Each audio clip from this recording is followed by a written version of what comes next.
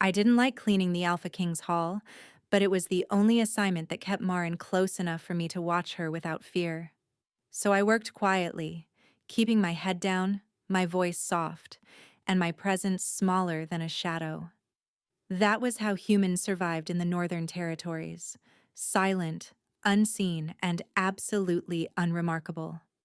The hall itself was enormous, lined floor to ceiling with portraits of queens long gone. Their eyes followed you as you swept, their regal faces frozen in oil and gold leaf. They seemed to whisper the same truth every time I passed beneath them. You do not belong here. Marin hummed beside me, dusting the lower carvings with a faded cloth I'd knotted around her small hand. She liked helping. She said it made her feel like she was earning our bread. At 6 years old, she was already trying to make herself useful, already learning the quiet, invisible ways of survival. Mama, she whispered suddenly, tugging on my sleeve. I didn't look up at first. Yes, sweetheart? Mama, that's you. I paused. What is that? Her voice was soft, reverent, frightened. I straightened slowly, heart ticking once, hard. Marin was pointing toward a portrait near the center of the hall. A woman in a pale silver gown stood with her hands folded delicately, her gaze soft but luminous, as if the painter had captured the moment right before she smiled. I took one step closer, then another. My breath stalled. The woman in the painting looked like me.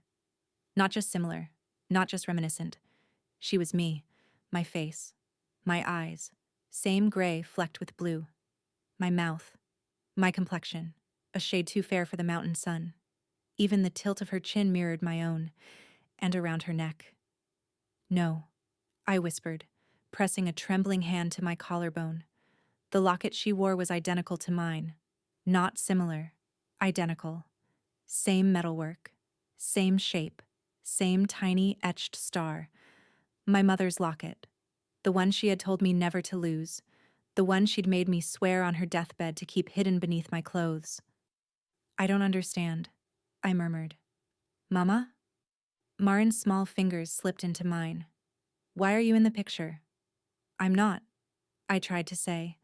Sweetheart, I'm not. But even my denial sounded weak, because that was my face. And yet, it couldn't be. The hall was reserved for the portraits of queens, lunas, women who had ruled beside alphas of legend. I was a servant, a refugee, a nobody. Cold washed through me. I forced myself to step back, just as a voice cut through the silence behind us. A voice I recognized instantly, because every human in the North feared it. Explain why a dead Luna looks exactly like you. My blood turned to ice. I spun so fast Marin stumbled behind me. Instinctively, I pulled her close, shielding her small body with mine. The man standing at the entrance of the hall was tall enough to eclipse the nearest window, his silhouette sharp as a blade. Darkness clung to him like a second cloak. His eyes, wolf-bright and merciless, were locked on my face. Casian Nightfall, Alpha King of the Northern Territories, the most feared ruler alive. And he was staring at me as if he'd seen a ghost.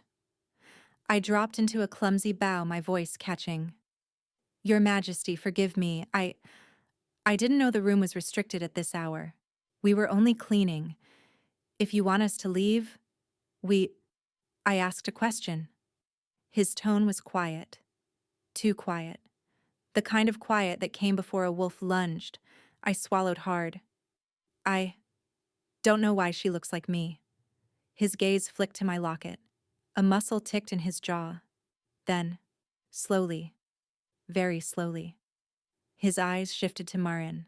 She stared back at him, unafraid, curious even. My daughter hardly flinched at anything. She had always been strange that way. Kasian took one step forward, then another. The air thickened, charged with something ancient. His voice dropped to something low and dangerous. Who are you? I couldn't breathe. Mama, Marin whispered, tugging the hem of my dress. Why is the king looking at me like that? I didn't know. I didn't know anything. But I could feel it. A shift, a crack, a break in the world I thought I understood. Because the Alpha King wasn't just staring at me anymore. He was staring at my daughter, and something in his expression changed. Recognition, shock, and fear. Whatever he saw in her face, it shattered the quiet of my small, safe life. And I knew in that terrible moment that nothing in the kingdom would ever be the same again. Cassian didn't roar. He didn't shift. He didn't even raise his voice. But somehow his silence was the most terrifying thing in the hall. He stepped closer, slowly, deliberately, circling me the way a wolf circles something it cannot identify. Not prey, not enemy. Something far more dangerous in its uncertainty. I swallowed, pulling Marin behind me, my palm covering her small hand. I could feel her heartbeat through my skin, fast but steady. She wasn't scared yet. I was terrified enough for both of us.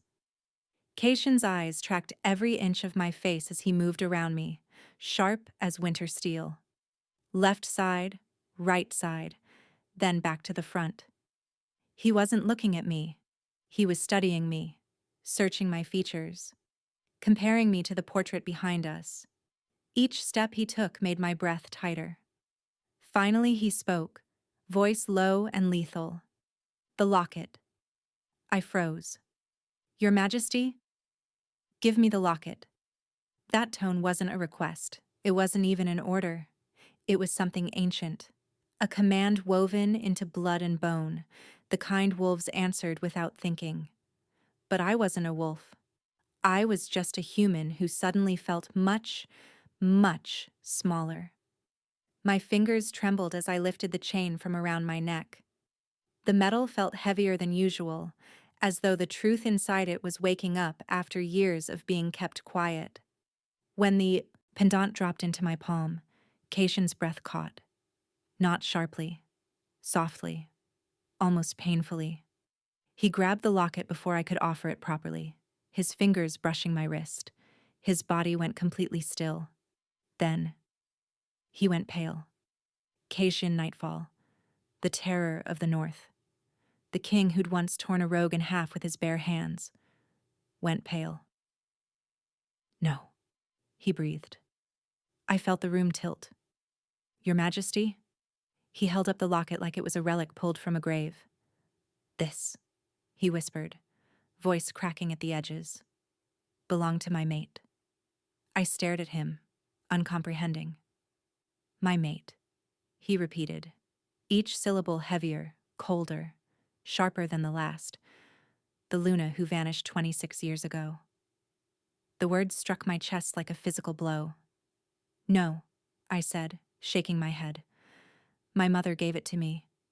She said it has been in our family for generations." He looked at me then, truly looked, and something inside him broke open. "Your mother lied." My knees weakened. "That pendant," he continued, voice deepening into grief, fury, and something dangerously close to heartbreak, "was forged for my Luna, my queen. There is only one in existence. I had it made myself." Impossible, utterly impossible. My mother wasn't, she couldn't, I stammered, trying to breathe past the rising panic. She wasn't a queen. She wasn't even a wolf. She was a healer, a traveler, Caitian cut me off, stepping close enough that his shadow swallowed mine. "My Luna was pregnant when she disappeared." The world stopped. Completely. His words hit me so hard my vision blurred. Pregnant. Vanished. A locket she shouldn't have had. A portrait with my face. A 6-year-old girl with eyes too bright, instincts too sharp, fearlessly standing before a king as if she'd known him all her life. My mouth opened. Nothing came out. He studied me.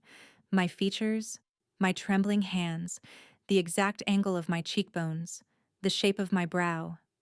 Every second that passed tightened the invisible noose around my lungs. You look exactly like her, he murmured. But you're younger. He glanced toward Marin, then back at me. For a moment, just a moment, fear flickered behind all that power. He wasn't afraid of me, he was afraid of what I meant. I forced a whisper through numb lips. Are you saying you think I'm... He didn't answer. He didn't have to. The weight of his silence filled in every missing piece, every unanswered question, every memory from childhood that had never quite made sense. Why my mother never spoke of my father, why she flinched at howls in the distance, why she refused to live near any wolf settlement, why she clutched this locket as though it were a lifeline, why she made me swear to keep Marin's birth a secret. Shock hollowed my stomach. Fear threatened to swallow me whole.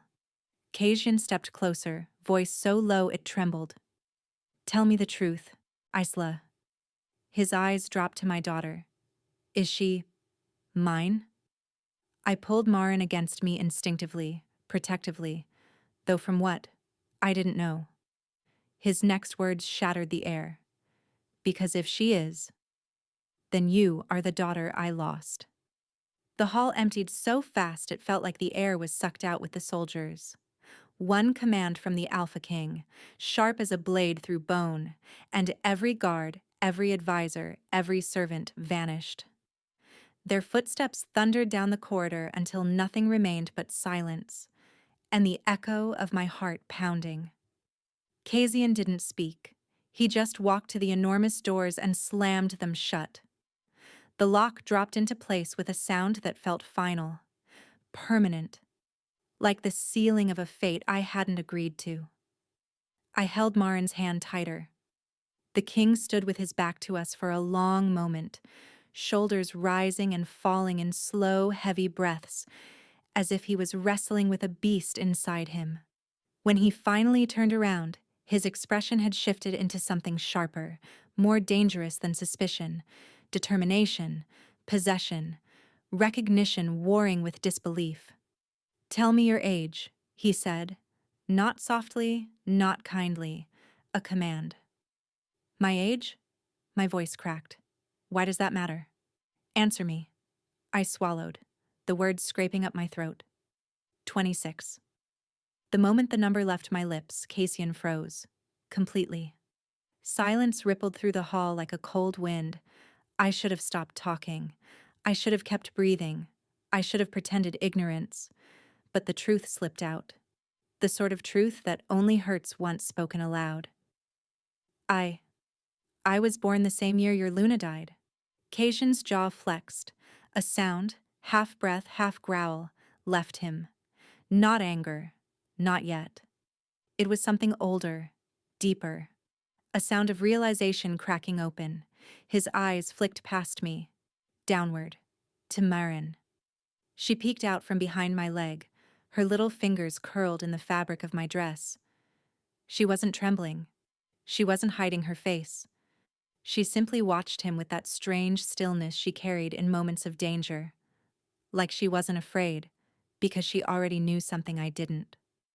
Her golden hair caught the torchlight, haloing her in molten warmth. Her eyes, bright, perceptive, almost glowing, studied him back. A 6-year-old should have been terrified of the Alpha King. My child was curious. Kasian took one step forward, then another.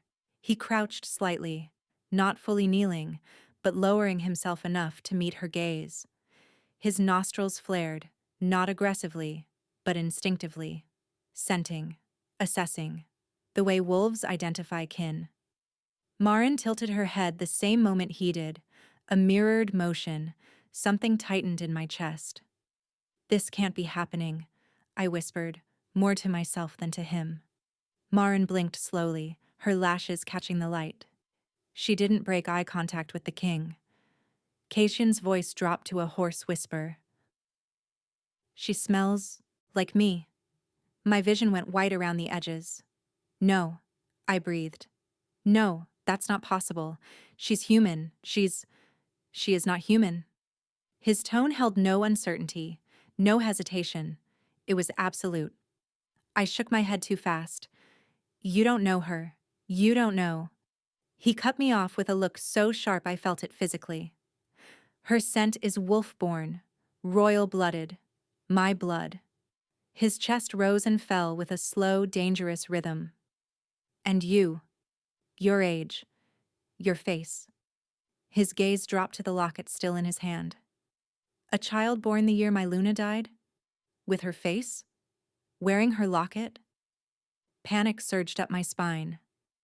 My mother wasn't her, I insisted. She wasn't. She couldn't have been. Your mother lied to you. The words hit harder than any blow. She wasn't Luna, I repeated weakly. She wasn't even Wolf.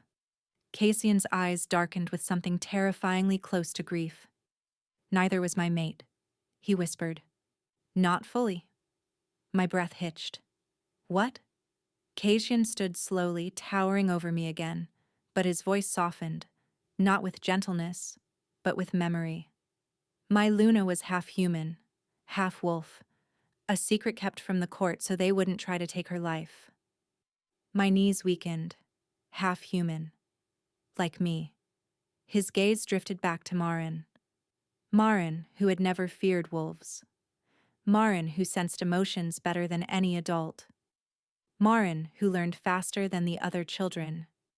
Marin, who sometimes stared at the moon as if it were calling her name. He inhaled again, slow, careful, devastated. She is mine, he whispered, voice breaking. I can smell it. I stumbled back, heart hammering. No, no, she can't be. He stepped closer. Isla, he said, voice trembling like a man at the edge of a cliff. She smells like my blood. Marin slipped her hand into mine, her fingers warm and steady. Mama? She asked softly. Why does he look sad? I didn't know, but I could feel it. A truth bigger than us. A truth that had been buried for 26 years was clawing its way into the light, and the king knew it. He whispered, barely audible, but irrevocably certain. You are the daughter I lost. I didn't want to go to the king's tower. Every instinct in me screamed to run, to take Marin and disappear into the night, to vanish the same way my mother once had. But Cassian's guards didn't give me the illusion of choice. They escorted me through the palace halls after dusk, their expressions unreadable, their steps echoing too loudly in the silence.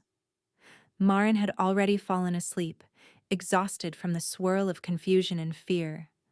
I'd tucked her into the small guest bed I'd been given, kissed her forehead, and stepped away feeling like I was leaving part of my soul behind.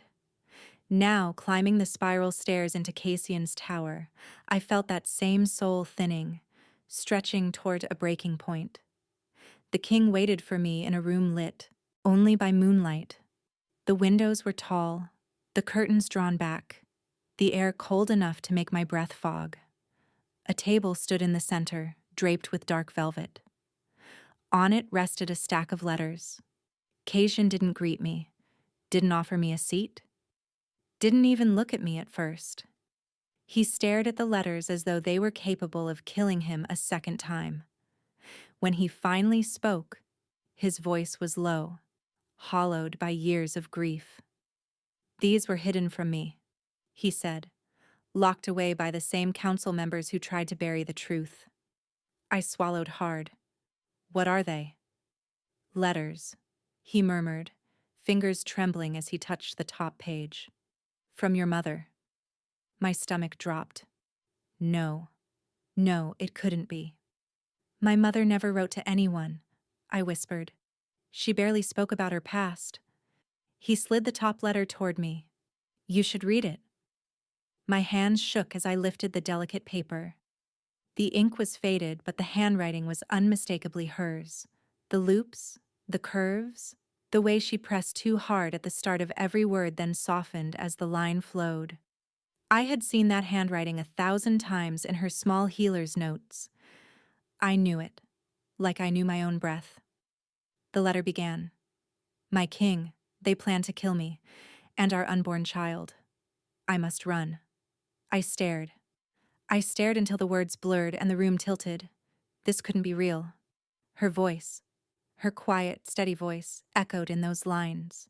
Desperate, afraid, and written to a man she called my king. Kasian stepped closer, watching me carefully.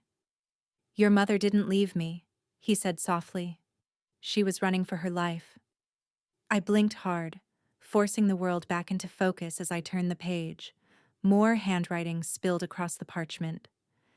They say a half-human heir will destroy the kingdom. They mean to end the bloodline before it begins. I beg you, do not search for me.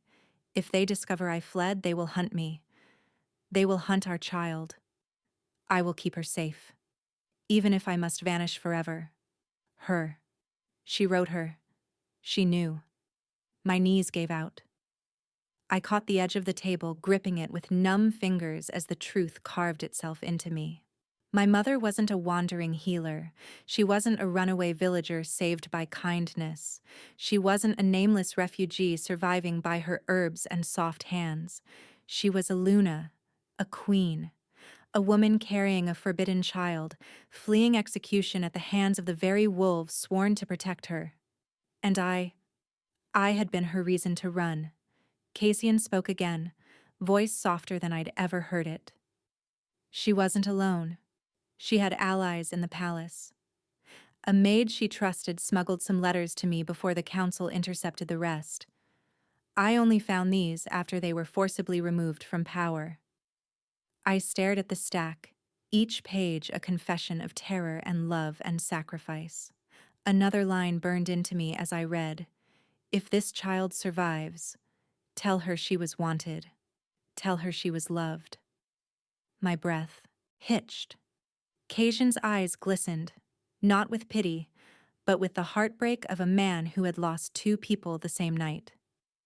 Your mother died protecting you, he whispered, not running from shame, not from guilt, but from a kingdom that saw your blood as a threat. I pressed a hand over my mouth, the sob clawing up my throat unstoppable. She suffered because of me, I choked, because I existed. No, Kasian said sharply, stepping forward. She suffered because they feared what you represented. A new line, a new future, a child who would not be controlled.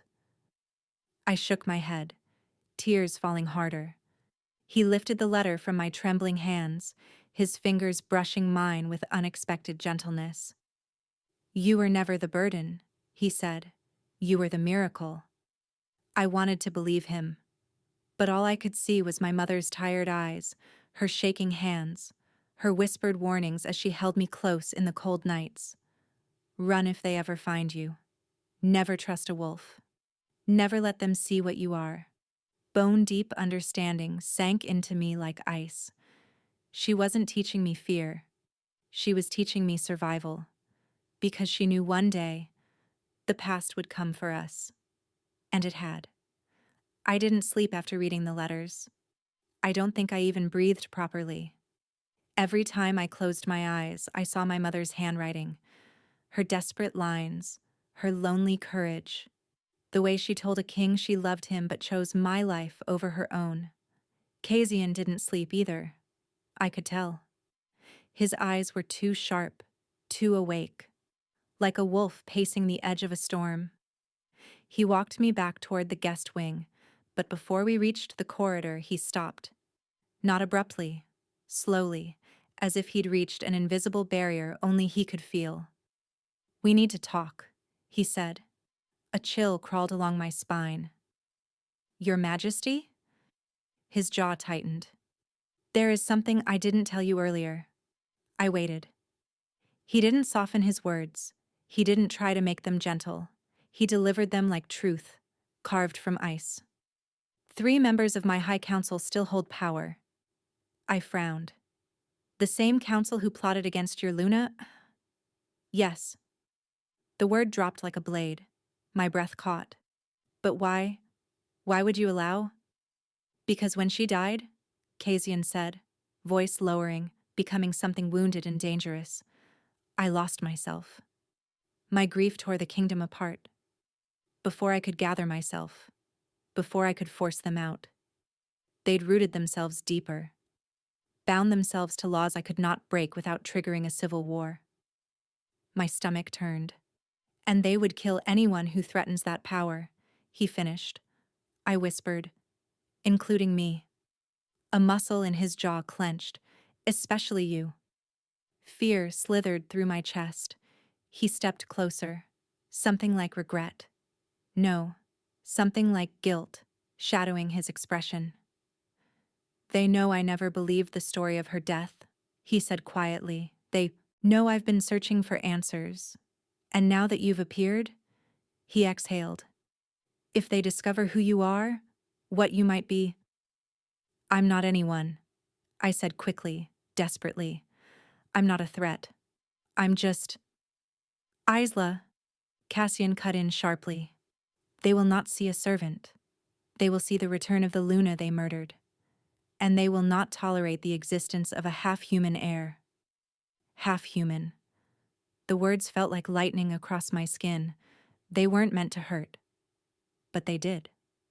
They exposed the truth I had tried to bury my entire life, that I didn't belong anywhere. Not in the human world, not in the wolf world, not even in my own mother's past. I wrapped my arms around myself, feeling suddenly smaller.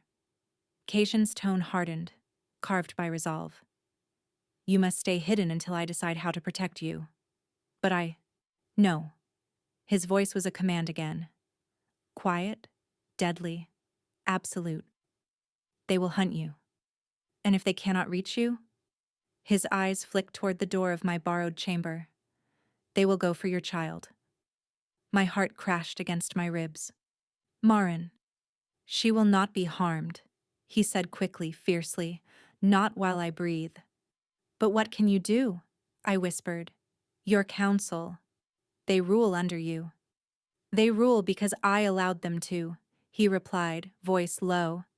And the moment they try to touch you, touch her, I will end them. My breath trembled. Cassian stepped close enough that I could feel the heat of him, the truth of his promise. You and Marin stay here, he said. No hallways, no gardens, no contact with other wolves. Not until I decide how to keep you both alive. Fear throbbed in my throat. I don't want to hide, I whispered. You must. His eyes softened for the briefest moment. For your mother's sake. I wanted to argue. I wanted to scream that this was unfair, that none of this was my fault, that I was tired of running from things I didn't understand. But then, a small hand tugged at my dress. Mama? I turned, and my blood froze. Marin stood in the doorway of our chamber, her little face pale in the moonlight. She shouldn't have been awake. She shouldn't have heard anything, but her eyes, her innocent, golden-flecked eyes, were glowing. Not metaphorically, not like a trick of light. They were glowing. Marin? My voice cracked. Sweetheart, what's wrong? She pressed herself against my leg, staring down the dark hallway behind us. Mama? Her voice was small, shaking. They're already looking for us. Caitian stiffened. What? He demanded, stepping closer. Marin pointed toward the staircase, toward the darkness below. Her gaze sharpened in a way no 6-year-old should ever look, in a way that looked eerily wolf-born. They smell angry, she whispered, and scared. My heart dropped. She looked up at Caitian, unblinking, certain. They're coming, Alpha. Silence fell like a death sentence. Fear surged. Revelation ignited. Urgency slammed into my ribs. Caitian moved instantly, placing himself between us and the corridor. Isla, he growled, get your daughter inside, now. I didn't hesitate. I grabbed Marin and pulled her into the room as the king's voice deepened, thunder in the narrow hallway. They've made their first move. Marin clung to me as the door slammed behind us. Her last trembling whisper cut through the dark. Mama, they know who we are. I didn't realize I was holding my breath until Marin exhaled first. She sat cross-legged on the floor before dawn had even touched the sky, her little hands in her lap, her gaze fixed on nothing. No, not nothing. Something. Something only she could sense. Kazian had not slept. He stood by the window, arms crossed, every muscle tense. A silent, coiled storm. I sat beside Marin, trying to make my voice gentle. "Sweetheart, tell me again." Slowly.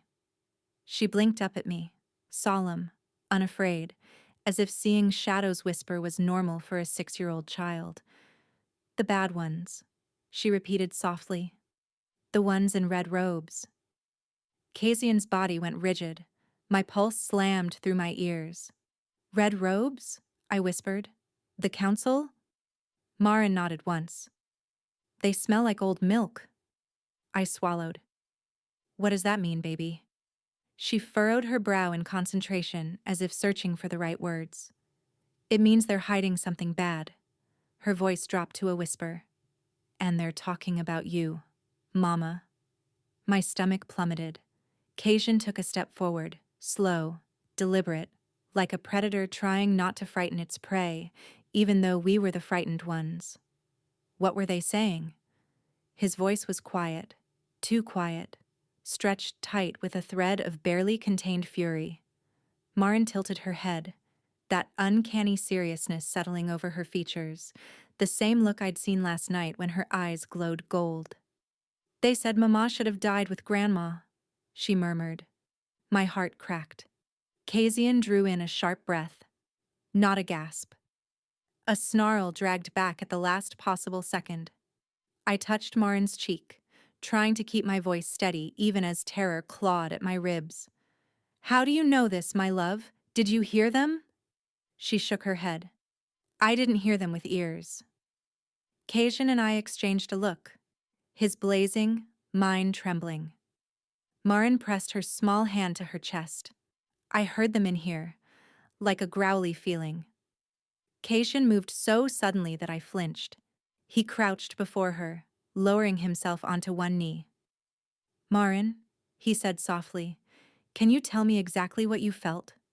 She thought for a moment, then lifted her gaze to his, open, trusting, eerily perceptive.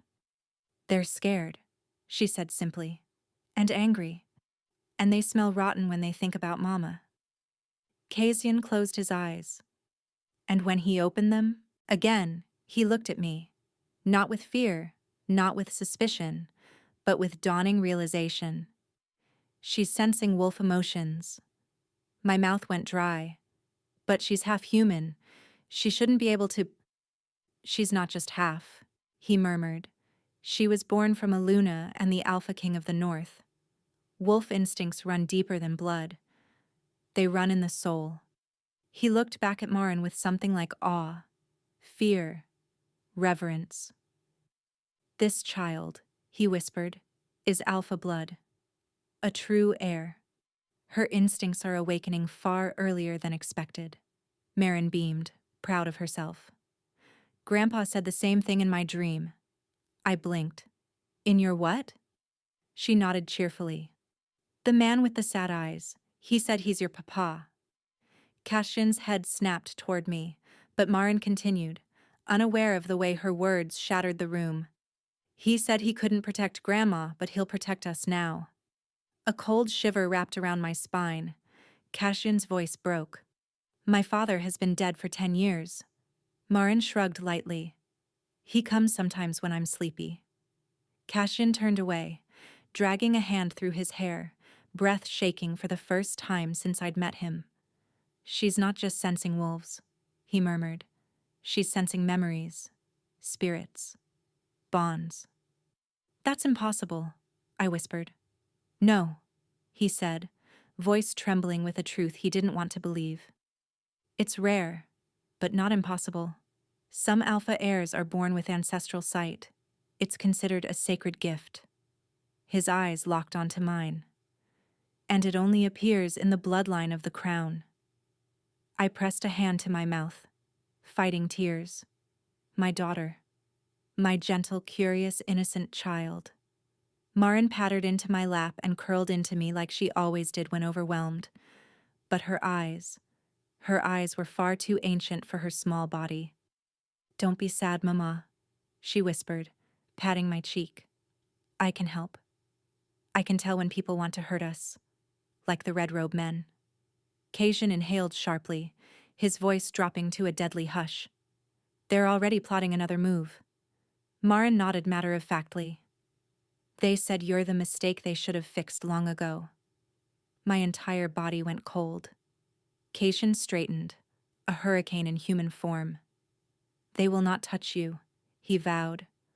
The words were a promise, a threat, a declaration of war. I clutched Marin closer, breathing in her warm scent, realizing with dawning dread and fierce, primal love. My daughter wasn't just seeing danger. She was warning us. And now that her gift was awakening, she was the most precious and most hunted child in the entire kingdom. I should have known nothing good comes after an Alpha King says your name like a vow. "Isla," Caitian said quietly, in that voice that made even stone walls listen. "I will not lose my blood again." The words landed like an earthquake beneath my ribs. Marin was still perched on his knee. Yes, his knee, as if it were the most natural thing in the world. She'd climbed into his lap without hesitation, small hands gripping his cloak, her cheek resting against his shoulder like she'd known him her entire life. Like she sensed something I hadn't allowed myself to believe. Cajun's hand rested lightly on her back, and he held himself so still it was as if he feared breaking the moment. This was the king the kingdom feared, the ruthless Nightfall Alpha, the undefeated ruler of the North. Yet here he was, sitting on the floor of his private tower with a 6-year-old child curled against him, and eyes that glistened with something dangerously close to wonder. It was the gentlest I'd ever seen him look, the gentlest he might have ever been. But when his gaze rose to mine, that softness burned into resolve. "Both of you," he said, standing with Marin in his arms. "You will move into the royal wing, immediately." My breath snagged. No, absolutely not. He turned fully toward me, Marin balanced on his hip like she'd always belonged there. "This is not a negotiation." "I'm a servant," I snapped, "and she's a child. We don't belong anywhere near." "You belong exactly there," he cut in. "Because you are my Luna's daughter, and because your child." He looked down at Marin, and for a moment, something reverent flickered across his face. "Is my blood." My knees nearly buckled. He continued, tone soft but unyielding. "You think I will let you sleep in the servants' wing? You think I will let conspirators walk freely while my heir hides behind thin walls and borrowed blankets?" His jaw tightened, fury at the thought alone. "You think I will lose my family a second time?" Family. The word hit harder than any threat. "I don't want to uproot her again," I whispered. "She's been through so much." "And you think staying here is safety?" he demanded. "The council has already set their sights on you. They see you as an obstacle, your daughter as a threat." Marin looked up at him then, eyes bright, utterly unfazed by talk of danger. "Are you going to carry me in your castle too?" Caitian blinked, as if the question had touched some fragile part of him he didn't show the world. "Yes, little one," he murmured. "As often as you like." She grinned, a wide, toothy smile that made her look impossibly young, and wrapped her arms around his neck. And Cassian, the Alpha King who had ripped armies apart, the king who made wolves kneel by presence alone, smiled. I felt something unravel in my chest. "No," I whispered, stepping back, desperate to regain control. "You're doing this because of guilt. Because you failed my mother. Because you think protecting us will make up for—" "I am doing this," he interrupted, stepping closer. "Because you are mine to protect. Because my mate trusted me with her blood. And because I will not fail a second time. His voice dropped to something low and dangerous, not to frighten me, but to reassure me in the way only an alpha could. You and Marin will live in the royal wing, with guards, with safety, with me. My breath trembled. Casian, I can't. You can, he said. And you will. He shifted Marin slightly, as if unwilling to let go but needing one hand free. He reached out, brushing a strand of hair from my cheek with surprising gentleness. I know you don't trust me yet, he murmured. I know you're afraid. I know your mother taught you to run. His eyes, those wolf-bright, storm-cold eyes, softened. But she also trusted me once, enough to love me, enough to carry my air. My throat tightened painfully. He lowered his voice further, almost a whisper. And whether you believe it or not, Isla, you carry her strength.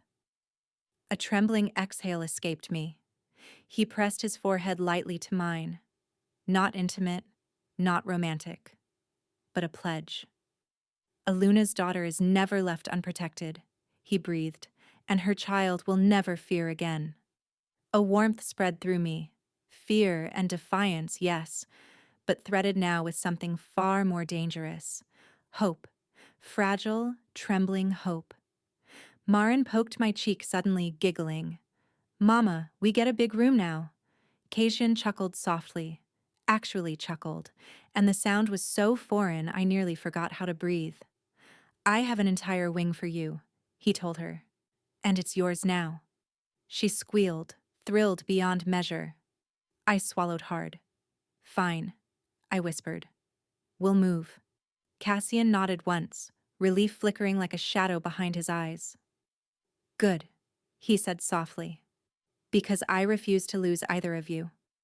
And with my daughter in his arms, and my mother's blood in my veins, I crossed the threshold into a fate I had never asked for, but one that suddenly felt terrifyingly like home. The great hall felt different that morning, charged, restless, humming with a tension that scraped against my skin like the edge of a blade. Wolves filled every tiered row, whispers snapping through the air like sparks off dry wood. Human blood? She can't be his heir. That child, there's no wolf in her. A pretender. A distraction. I stood beside Cassian on the raised platform, heart pounding so loudly I could barely hear anything else. The wolf-blooded nobles stared with a mix of suspicion and outright disdain. They looked at me as if I were something dragged in from the gutter. Beside me, Marin held my hand. Small. Steady. Her thumb stroked the side of my palm in a motion far too soothing for a child of 6. Cassian stepped forward, shoulders squared, authority radiating from him in a force that pressed the air thin. Quiet. His voice cracked through the room like a whip. The whispers died instantly. You have questions, he said coldly. You have doubts. Fine. Doubt me all you want. But... The growl beneath his tone vibrated through the floor. No one questions my blood. The declaration landed like thunder. Yet from the front row, one of the council members, Lord Varon, pale-haired, serpent-eyed, slowly rose, hands clasped behind his back, the picture of practiced politeness. Your Majesty, he murmured with a slight bow, I would never dare question your word. Lie. Every syllable was dripping with it. Varon tilted his head just enough to address the crowd. But the pack is... uneasy. His eyes flicked to me, then to Marin, with an oily smile. We have a responsibility to them, do we not? To demonstrate transparency? Cassian's lips peeled back in a snarl. Choose your next words with care, counselor. Varon smiled thinly, unbothered. Let the child scent the room. My stomach dropped. The hall erupted in murmurs again. Let her what? She's human. She can't scent anything. This is ridiculous. Varon lifted a hand, silencing the crowd like he owned them. If she carries your blood, your Majesty. He dipped his head mockingly, Then surely she can identify who in this room hides deceit in their scent. Beside him, the two other council members, Tazian and Morrow, watched with barely concealed triumph. They wanted this. They wanted to turn the entire kingdom against us.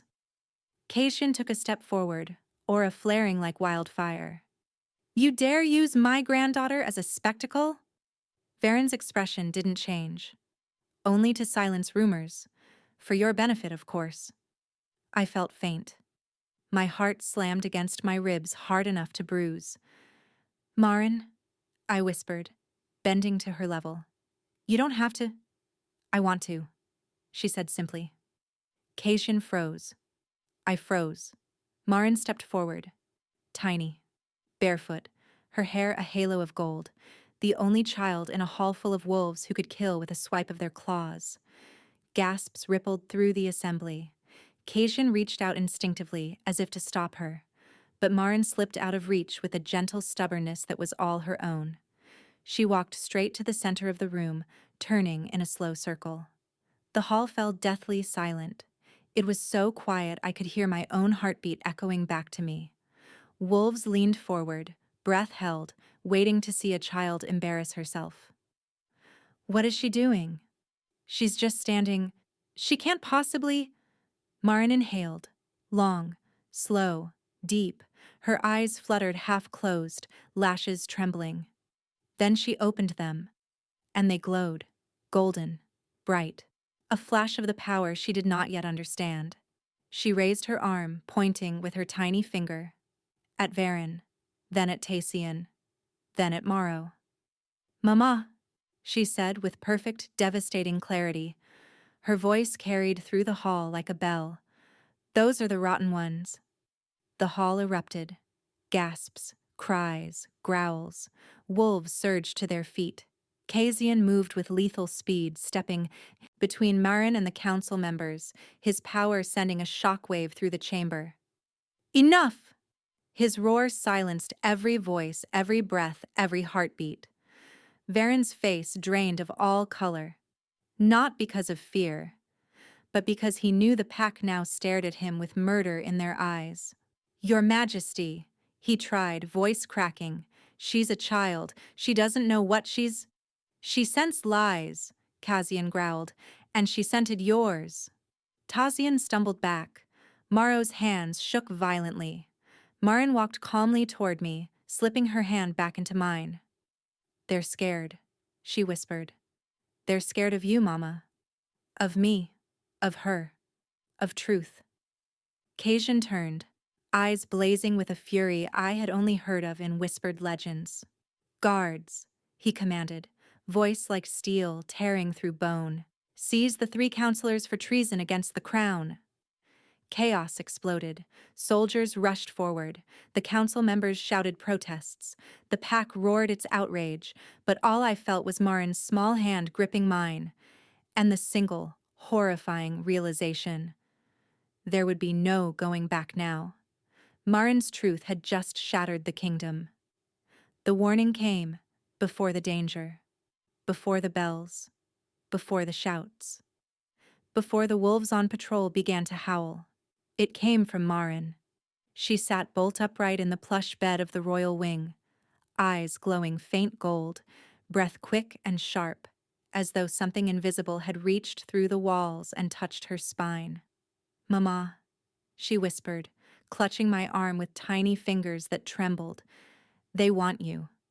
The words froze my blood. Marin, what? They're here. Her voice was eerily calm, her gaze unfocused. Outside the walls, lots of them. They smell wrong. A heartbeat later, the alarms shattered the silence. A deep, echoing howl tore through the night, warning, summoning, enraging the entire pack at once. I shot to my feet. Maya, stationed outside our chamber door, burst inside with a drawn blade. Her eyes flashed bright wolf gold. Stay behind me, she barked. The rogues have breached the eastern gate. My stomach hollowed. Rogues. Inside the capital. Inside the castle walls. This wasn't random. This wasn't an accident. This was the council making its next move. Before I could speak, Marin slid off the bed and ran to the balcony. Maya reached for her. Too slow. Marin, I cried. But my daughter stood still as a moonlit statue, staring into the black forest beyond the walls. Her nose twitched. Her eyes brightened. "They're coming," she murmured. "For Mama." A violent crash shook the tower. My pulse roared in my ears. And then, Kasian arrived. The door slammed open, hitting the wall hard enough to crack it. He strode in like a storm walking on two legs, dark cloak half thrown over one shoulder, eyes burning with lethal intent. "How many?" he snapped to Maya. "At least a dozen." Coordinated breach. He turned to me, his jaw clenched, breath sharp, the scent of fury rolling off him in waves. "They weren't here for the throne," he said. "They were sent for you." My knees weakened. For me. For Marin. Kasian's gaze flicked to my daughter, taking in her glowing eyes, her widened pupils, her eerily serene expression. "She sensed them," he muttered, before any guard did. "She said they want her mother," Maya added grimly. Kasian's snarl vibrated the floor. "No one touches my blood," he growled. "No one." He moved to the balcony, standing behind Marin. Not touching her, just hovering with an instinctive protective intensity that wrapped around her like a shield. "Marin," he said softly, "what do you smell?" She didn't flinch, didn't blink, didn't even seem afraid. She simply pointed toward the courtyard. "There," she whispered. "They're coming through the old gate." Kasian's eyes widened in shock. No scout reported movement from that direction. "She knew," Maya murmured. "She knew before the pack did." My daughter turned her head slightly, looking up at Kasian with two old eyes. "They want Mama," she said again. "But someone else wants to protect us." Kasian crouched to her level, voice low. "Who?" Marin reached out and touched his chest. Her small palm flattened over his heartbeat. "You," she whispered. "Your family." Kasian froze. Completely. It was the first time I'd ever seen the Alpha King go utterly still, not from danger, not from rage, but from something raw and wordless that tore through him. "You know me," he breathed. Marin nodded. "I know your smell. Like storms. And home." My throat tightened. Tears burned behind my eyes. But then, a bone-shaking crash shattered the fragile moment. Stone splintered. A roar echoed through the tower. The rogues had reached the inner courtyard. Kasian rose to his full height, the shift rippling under his skin like an earthquake waiting to break free. "Get Isla and the child to the safe chamber," he barked. "Kasian!" I grabbed his arm. He stopped. Barely. Just long enough to meet my eyes. His voice dropped to a vow, low and violent and absolutely certain. "I will protect you. I swear it on my Luna's grave." Maya grabbed my wrist, tugging me toward the secret stairwell behind the tapestry. But Marin broke free and sprinted to the doorway that led to the balcony. "Marin!" I cried. She pointed straight at the courtyard below. And I saw him. Kasian had shifted midair, leaping from the balcony to the stone courtyard in a blur of obsidian and moonlight. His wolf hit the ground with a snarl that shook the earth. He didn't fight like a king. He fought like vengeance incarnate. Marin clutched the railing, eyes glowing brighter and brighter. "See?" she whispered, her voice full of certainty, full of recognition. "I told you. He's family." Terror jolted through me. For Kasian, for Marin, for the truth unraveling faster than I could breathe. But beneath the terror, another emotion pulsed. Something darker, deeper, unavoidable, instinctive loyalty, and an impossible bond we could no longer outrun. I had never believed in destiny.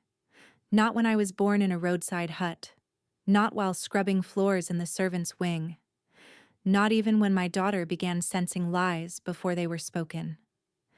But as Elder Maya unrolled the ancient scroll that night, hands trembling, voice barely steady, I felt destiny breathe down my neck like a living thing. We were gathered in the king's private war chamber. Map tables cleared, windows sealed, guards dismissed.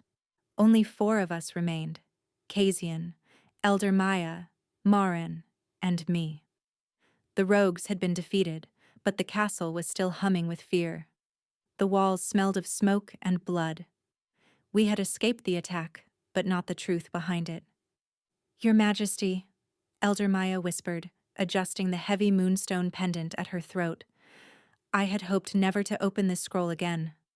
Cassian's jaw ticked. "You kept something from me." "Not from you," she corrected softly. "From the kingdom." She unrolled the parchment. The air thickened, old magic waking like a beast stretching after centuries of slumber. Symbols shone faintly under the torchlight. A crest, half a sun, half a crescent moon, glowed at the top. My mother's locket, Marin's birthmark. Elder Maya's eyes flicked to me, and then to Marin. "This prophecy," she said quietly, "was written on the night your Luna disappeared." I felt the blood drain from my face. Cation stepped closer to the table, eyes narrowed. "Read it." Maya pressed her fingers against the parchment to steady herself. Her voice trembled as she spoke. "When the Luna lost rises through her daughter's blood, the kingdom shall be remade, walls shall fall, old reigns shall crumble, and a child of half sun, half moon shall decide the next Alpha King." Silence, heavy, suffocating, alive. The torches flickered as if the castle itself reacted. Marin stood beside me, holding the edge of my cloak, head tilted as though listening to something beyond the room. Kasian inhaled sharply. "Half sun, half moon," he repeated, voice cracking with realization. His gaze dropped to Marin, the child with golden human hair and wolf-bright lunar eyes.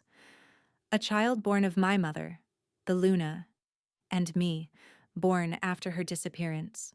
A child who smelled of him, his bloodline, his power, his legacy. "Elder," he said hoarsely, "are you telling me that my Luna's line did not end with her death?" Maya looked at me, directly, penetratingly. It lived through her daughter. The world tilted around me. I stumbled back until I hit the wall, the truth slamming into me like a physical blow. My mother hadn't left me a legacy of hardship. She had left me a destiny I never asked for. "But I'm not—" My voice cracked. "I'm not royal. I'm not even—" "You are the Luna reborn," Maya said gently. "Not through magic, through blood, through survival." Kasian turned toward me slowly, as if afraid a sudden movement would shatter the fragile truth forming between us. "You are my mate's child," he whispered. Emotion clogged my throat. "But Marin—" I looked down, hands shaking. "What does it mean for her?" Maya touched the glowing crest on the parchment. "She carries both legacies," she murmured. "Sun from you, moon from him." She pointed at Kasian. My breath caught. "And the prophecy says she will decide the next Alpha King. Not the council. Not tradition. Her." The words rippled through the chamber like a shockwave. The kingdom had always chosen its kings. By trial, by ritual, by bloodshed. But now, a child would choose. My child. "Marin." Kasian knelt before her, voice barely above a whisper. He brushed a strand of hair behind her ear, his expression breaking into something both reverent and terrified. "You're not just my granddaughter," he said. "You are the future of this kingdom." Marin blinked up at him, solemn and unafraid. "I know," she said simply. Emotion slammed into me. Fear, love, destiny, overwhelming weight, and something new.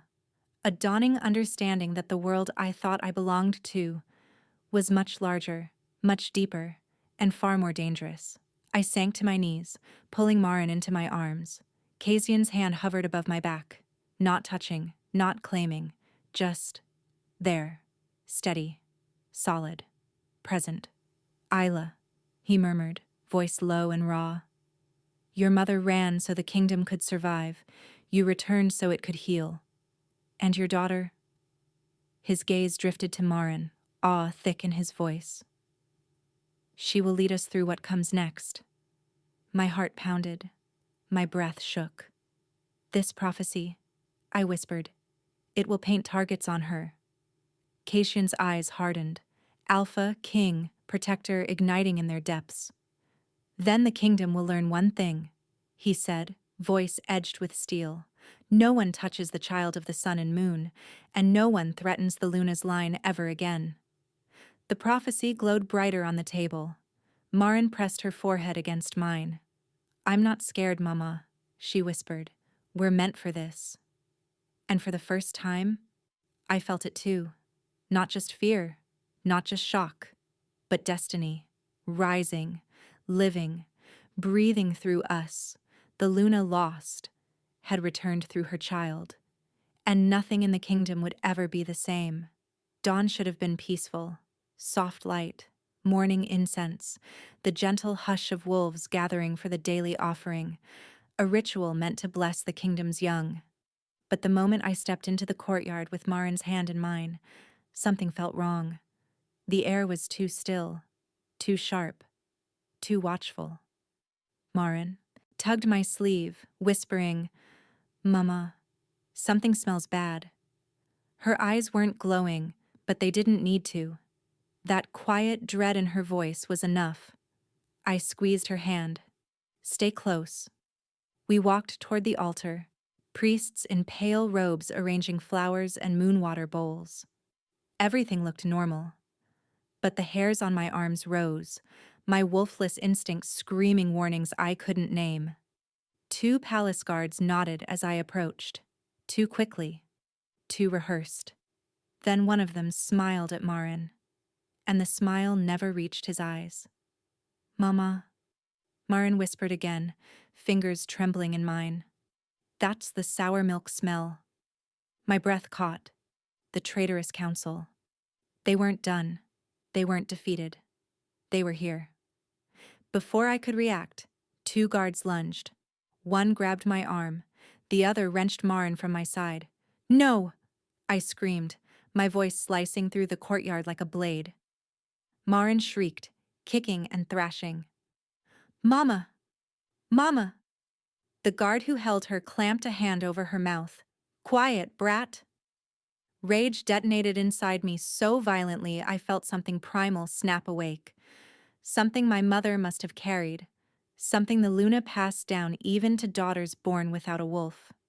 I became nothing but instinct, nothing but claws made of desperation, nothing but a mother. I slammed my elbow into the first guard's throat. He choked, stumbling back.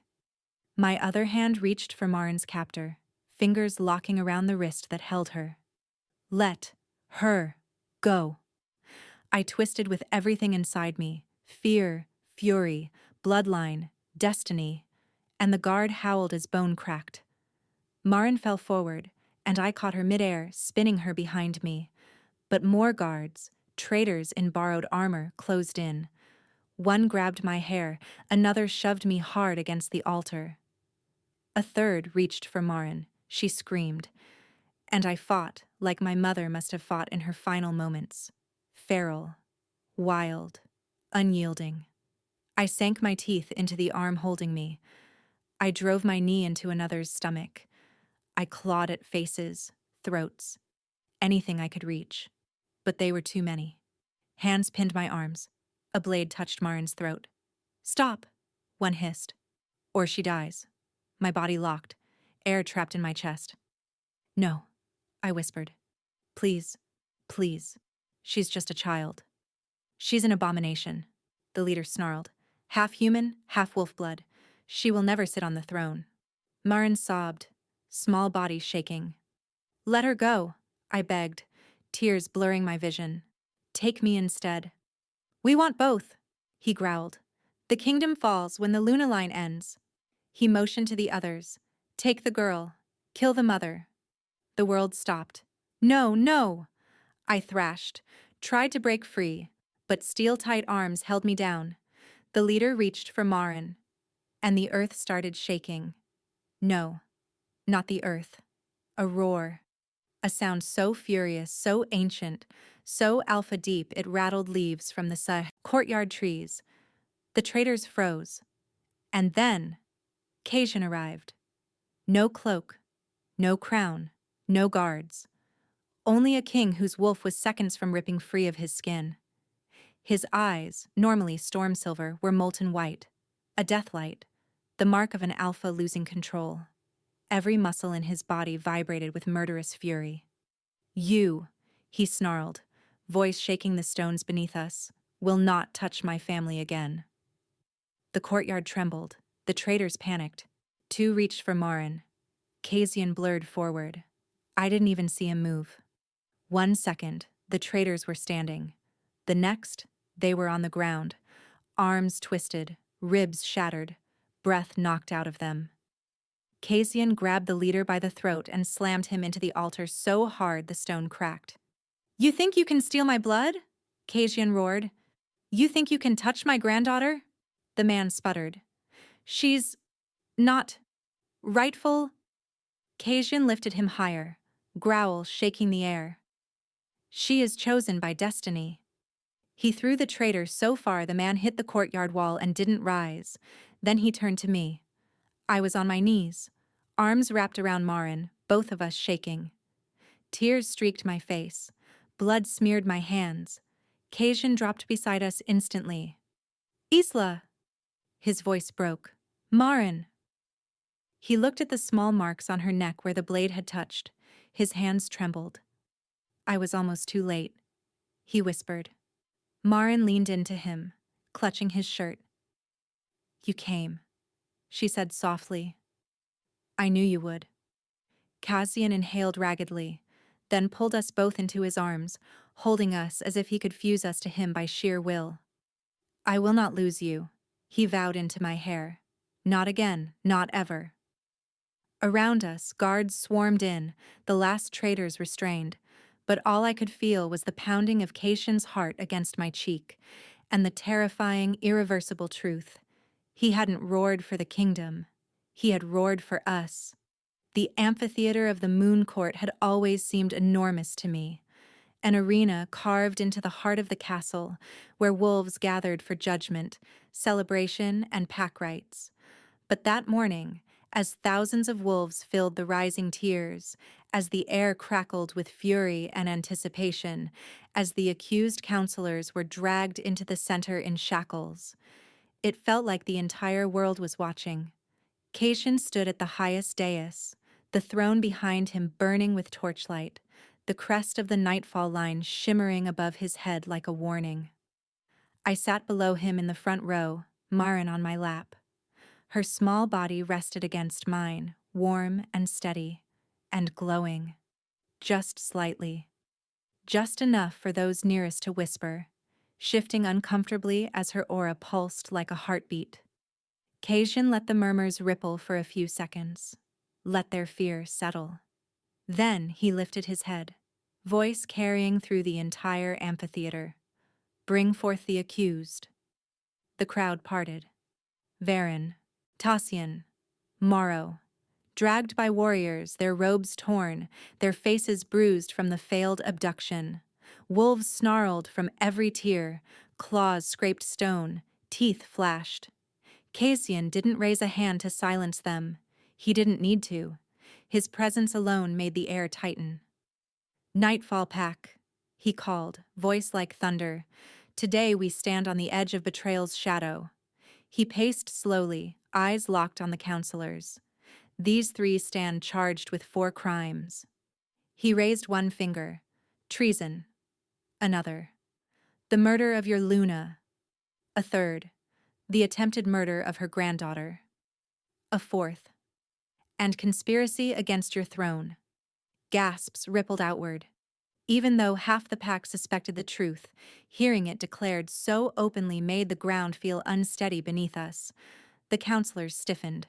Morrow spat blood at Cassian's feet. You have no proof, he snarled. She is a human, A liar! The amphitheater erupted in outrage. Casion's aura flared so violently that even I flinched. No, he said coldly. She is Luna-born. He turned his gaze to me, but more importantly, to Marin. My blood runs in her, my mate's blood, my line. Marin leaned against my chest, small hands curled into my cloak. She was calm, too calm, almost shimmering with the quiet certainty of a truth too old to challenge. Casion extended a hand toward her. Marin, her head lifted. The glow behind her eyes brightened. I need you to tell this court something. The crowd held its breath. Even the wind stilled. He pointed to the counselors. Do they smell of death? A hush fell so deep it pressed against my ears like pressure. Marin slid off my lap and stood. Tiny, barefoot, haloed by the morning sun scraping over the amphitheater walls. She didn't tremble. She didn't hide. She walked to my side, then to the very edge of the judgment platform. 3 men waited. 3 murderers. 3 conspirators who had destroyed my family long before I ever understood I belonged to one. The entire pack leaned forward as she inhaled. Soft, slow, precise. Her little nose wrinkled. Then she looked up at Casion, voice ringing clear as moonlight on steel. They smell of hurting. A ripple of shock tore through the amphitheater. The wolves responded immediately. Howls, roars, furious cries, rising like a storm breaking open the sky. Kill them! Justice for the Luna! Protect the air! The tremors of rage shook the layered stone. Casion didn't quiet them at first. He stood unmoved, watching his granddaughter stand in front of the kingdom. Small, golden, unflinching. Then his voice cut through the uproar. Silence. It wasn't a shout. It was a command, edged with power. The pack obeyed instantly.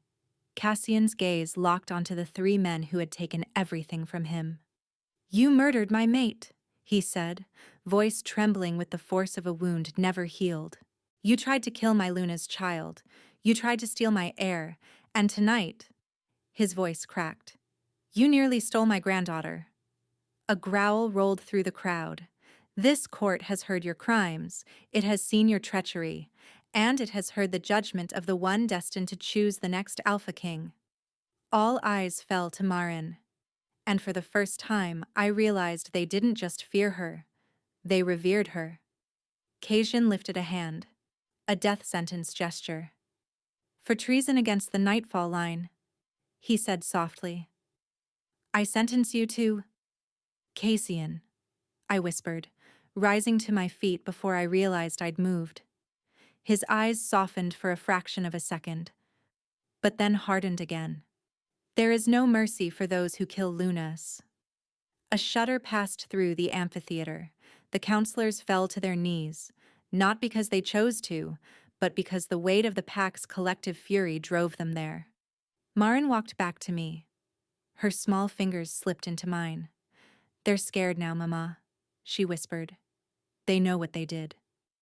And with her words, the kingdom crossed a line it could never return from. Justice had come, final, irreversible, and written not by a king, but by a child born of sun and moon. I found Cassian in the one place no one else ever went, the abandoned moon terrace at the top of the eastern tower. It was where my mother once stood during ceremonies, where she was last seen alive, where Cassian had searched for her shadow long after she was gone. Now he stood with his back to me, hands gripping the stone railing so tightly cracks spiderwebbed beneath his fingers. The night wind tore through his hair.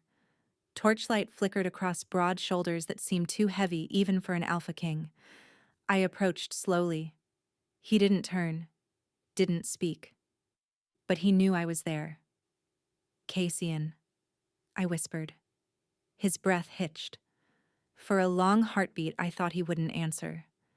Then his voice, broken, raw, stripped of every shield, spilled into the night air.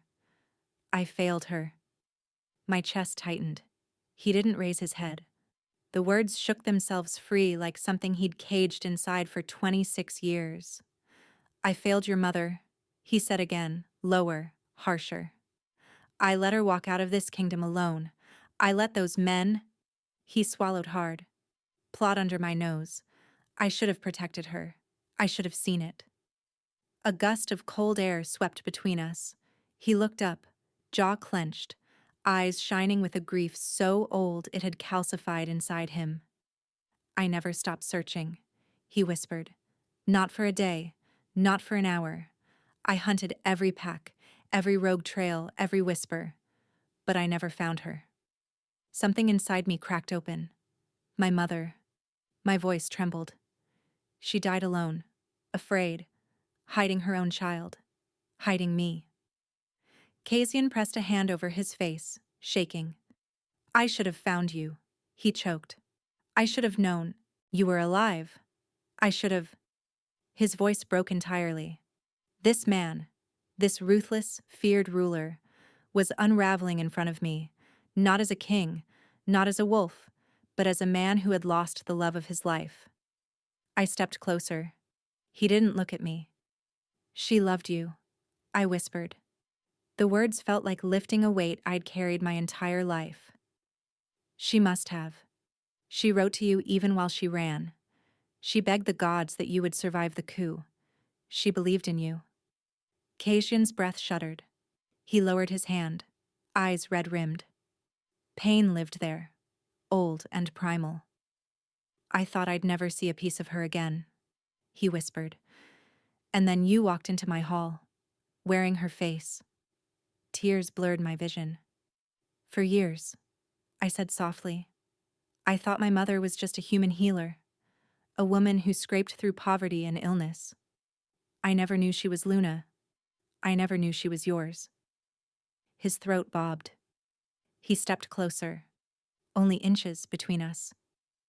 And I never knew she left me a daughter, he murmured, a daughter who survived, who lived, who grew into everything we lost.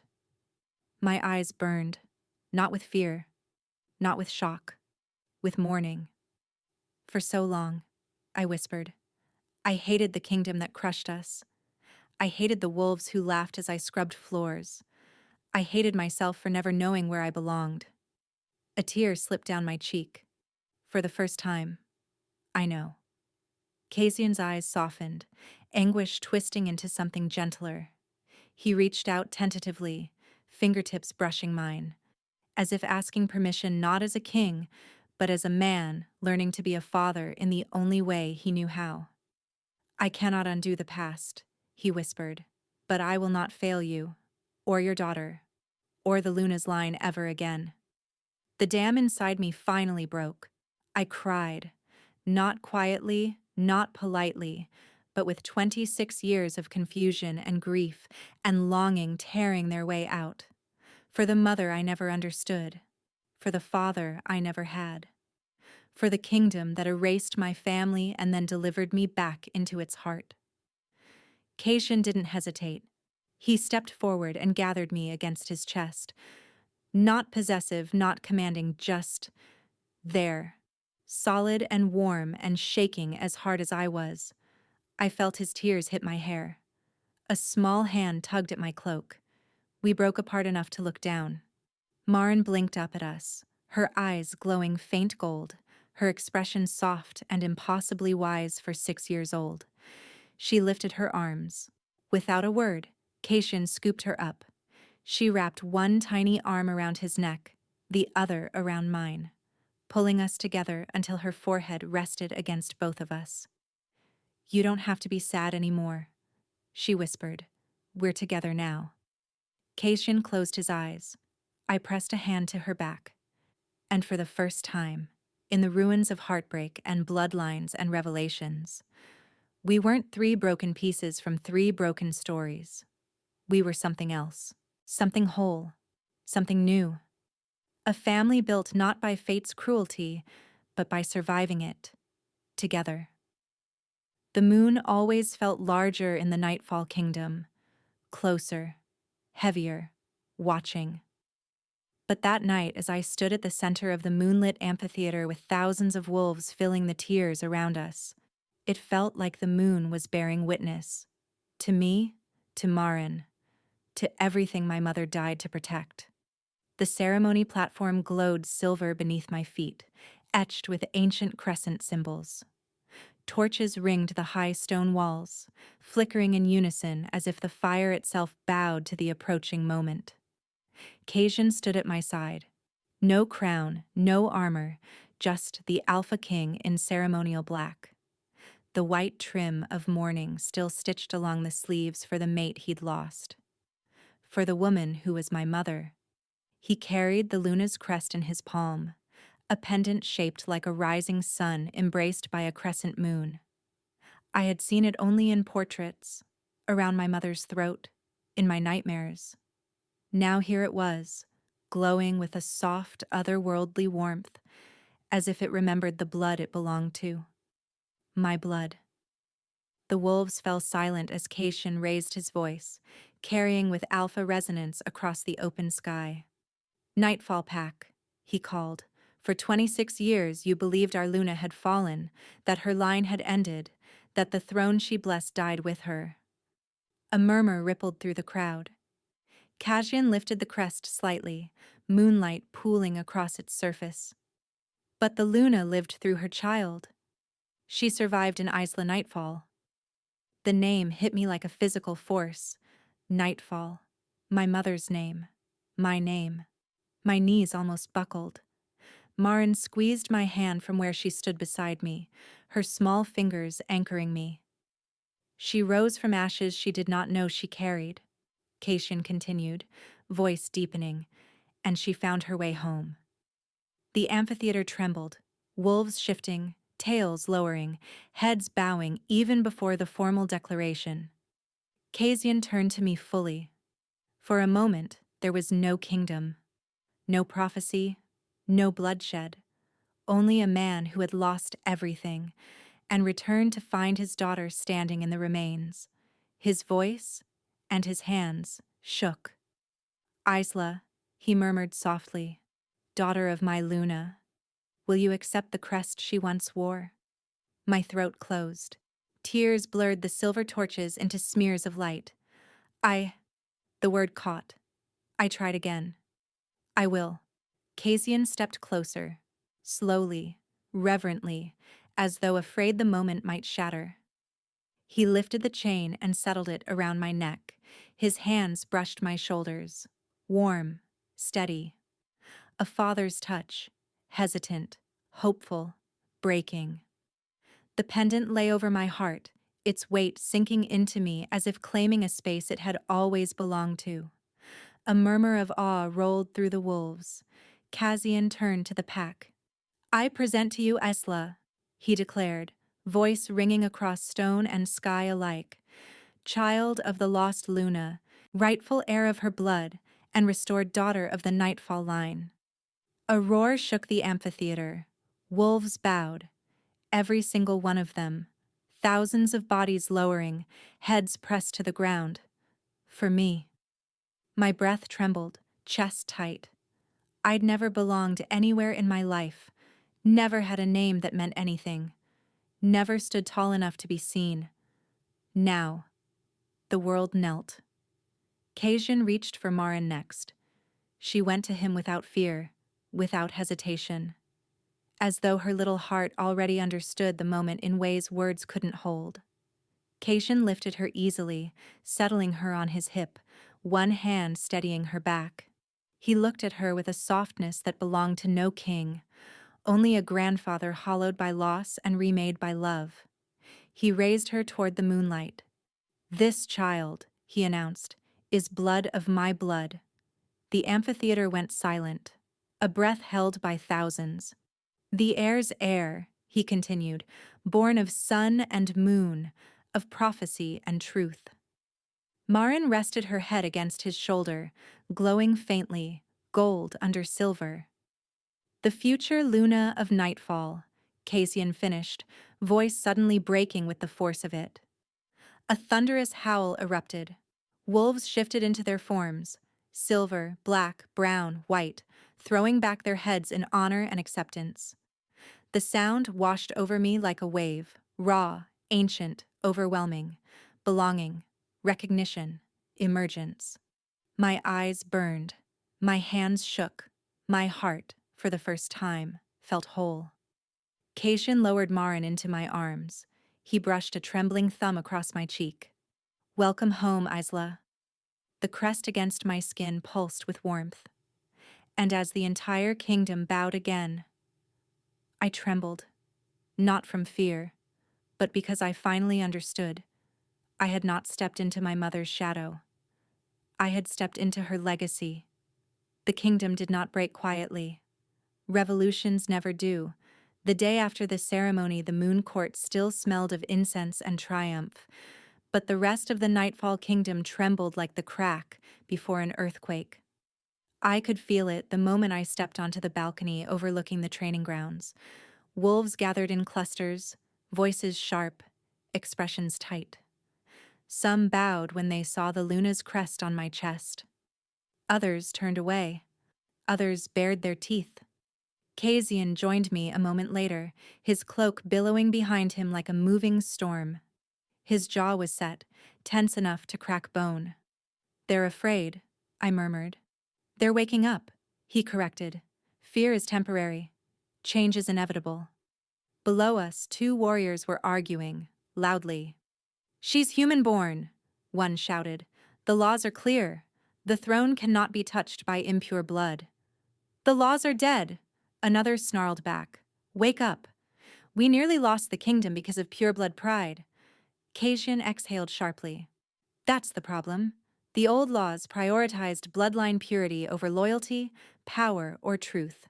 Those laws nearly killed you, nearly killed your mother, nearly destroyed us." And then he stepped forward, projecting his alpha voice across the grounds. It echoed, booming off stone walls and steel blades. "All wolves to the courtyard, now!"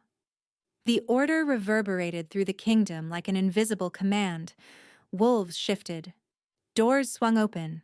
The air filled with bodies moving. Within minutes, the courtyard was packed, tiers overflowing, walls lined. Every soldier and noble and servant gathered under the high sun. Marin stood beside me, her small hand gripping mine. The Luna's crest glinted over my heart, heavy as prophecy. I felt Kaitian's presence behind me, solid, fierce, unshakable. When the courtyard finally settled, Kaitian stepped into full view. His aura flooded the space. "Nightfall Pack," he called. "For centuries, your laws have demanded purity of blood." A rumble moved through the crowd, agreement, resistance, fear. "And because of those laws," Kaitian continued, voice sharpening, "you allowed treason to flower in your council." Silence. "You let murderers hide behind old words and ancient arrogance." Wolves lowered their heads.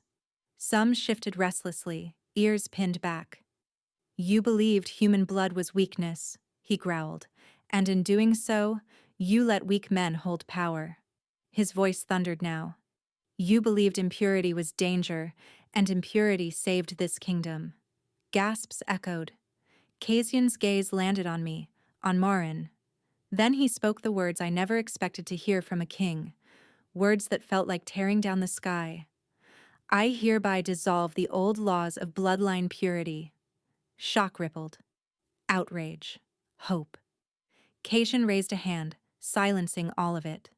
"From this day forward," he declared, "loyalty defines strength, courage defines worth, and power, true power, can rise from any blood." Wolves whispered among themselves. Arguments erupted. Some backed away as if scorched, and some bowed. A few nobles stepped forward, heads bent in submission, but others bristled. A warrior shouted, "This is madness! The throne will fall!" Kaitian's smile was deadly. "It already did," he said, "and what rose from the ashes was stronger." Another wolf snarled, "We won't follow a human-born heir." Kaitian didn't move, but his voice iced over. You'll follow the next Alpha King chosen by Destiny herself. His tone brooked no challenge, and Destiny has chosen a child of sun and moon. He motioned lightly, and Marin stepped forward. She didn't glow, not visibly, but the air tightened around her, bending as though it recognized her place in it. Some wolves bowed instinctively, others fought the instinct and trembled. Marin lifted her chin with a quiet calm I envied. "I don't want to fight you," she said simply. "I just want our home to be safe." Her little voice carried like a melody through the tension. Kazian placed a hand on her shoulder, his eyes burning with a mix of pride and terror. "The kingdom you were born into," he said to her, "and to all of us, is broken." He scanned the crowd. But broken things can be reforged. Walls can be rebuilt. Alliances reforged. Power redefined. He stepped between Marin and me, standing as our anchor. But only if we stand united. Some wolves knelt, some growled, some wept, and yes, some turned and walked away. Revolutions never win unanimously, but they win where it matters. Kaishan turned to me then, voice lowering just enough for the nearest wolves to hear, and for my heart to stutter. "You are not alone in this, Isla." Marin slipped her hand into mine. "We're together," she whispered. "Together. The Luna's daughter. The heir of sun and moon. The king who had broken for his family and rebuilt himself for us. The kingdom wasn't stable. Not yet. Maybe not for a long time. But for the first time in its history, it was honest. It was breaking in order to be remade. And at the center of the storm, we stood as the new foundation, a family forged by loss, strengthened by truth, bound by destiny, and ready to rebuild a kingdom from the shattered pieces of the old one. The throne room feels different now. Months have passed since the night everything broke, and the weeks where we carefully stitched the kingdom back together. The stone floors gleam, the torches burn warmer. The halls hum with something Nightfall hasn't felt in decades. Peace. Real peace. Marin sits on the wide stone steps just below the throne, giggling as a cluster of wolf pups tumble over each other to reach her. One licks her cheek, another noses into her lap. A third refuses to leave her side at all, pressed against her leg like a tiny guardian. She glows, not with prophecy, not with power, but with the simple joy of a 6-year-old who now knows she is loved, protected, and home. I stand beside Kaishan on the dais. My mother's crest rests against my chest, warm even in the winter air. Its glow is faint but steady, like a heartbeat that never belonged to one person alone, but to a whole lineage. The court doors open, and a group of visiting alphas and emissaries step inside.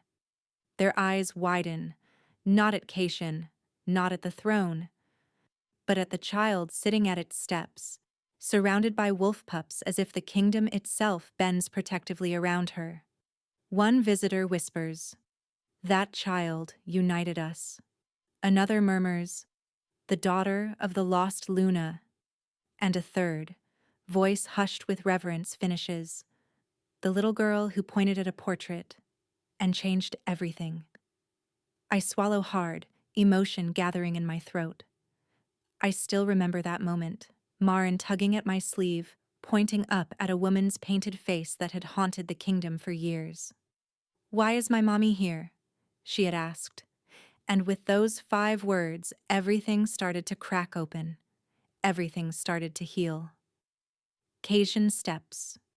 Closer, his presence warm and steady at my side.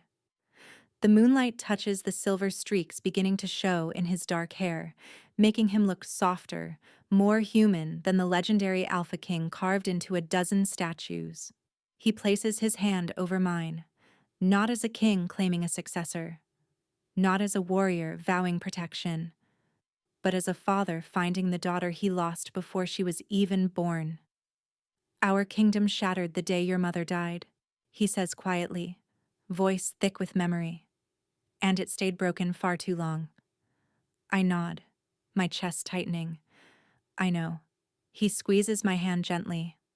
But today, he continues, gaze drifting to Marin. Because of you, and that child who carries both your strengths, it is whole again. Tears sting my eyes, hot and sudden. Not the tears of grief I cried for weeks after learning the truth. Not the tears of rage from the trial. Not the tears of terror in the courtyard when a blade touched Marin's throat. These tears feel different. These tears feel right. Marin looks up from her play, spotting us. "Mama! Grandpa Cassian!" she calls proudly, using the title she chose on her own. Cassian's breath catches. He still isn't used to it. She pats the stone beside her. "Come sit. The babies like warm people." Cassian laughs, a warm, rare sound that still startles the guards. "We'll be down soon, little moon," he calls back. She beams. I follow her gaze to the high wall where portraits of the royal line hang in chronological order. Torches have been placed beneath each frame, casting a glow that never falters. For years, one portrait remained dim, neglected, untouched. Now, all three spaces shine with light. My mother, myself, my daughter. 3 generations of Luna blood. 3 women the kingdom once believed lost. A legacy restored. A family remade by truth. A kingdom rebuilt through the courage of a child who didn't understand the world's cruelty, only its truth. Cassian looks at me again, eyes softer than I ever imagined they could be. "You carry her strength," he murmurs, "and her heart." "And Marin carries both," I whisper. He nods, emotion tightening his voice. "She is the future of Nightfall." I let myself smile, a full, trembling smile that reaches deeper than relief, deeper than survival. A smile born from belonging, from love, from legacy. I step down toward Marin, Cassian beside me, our steps matching in silent unity. She squeals with joy when we reach her, pressing a wolf pup into Cassian's arms as though a king holding a puppy is perfectly natural. He laughs, helpless, and I realize the kingdom didn't just gain stability, it gained a family. A family stitched together from loss and fate and improbable courage. A family that will shape the future. And as the moon rises above the shattered walls now rebuilt, I know with absolute certainty, we did not just inherit a kingdom, we changed it forever.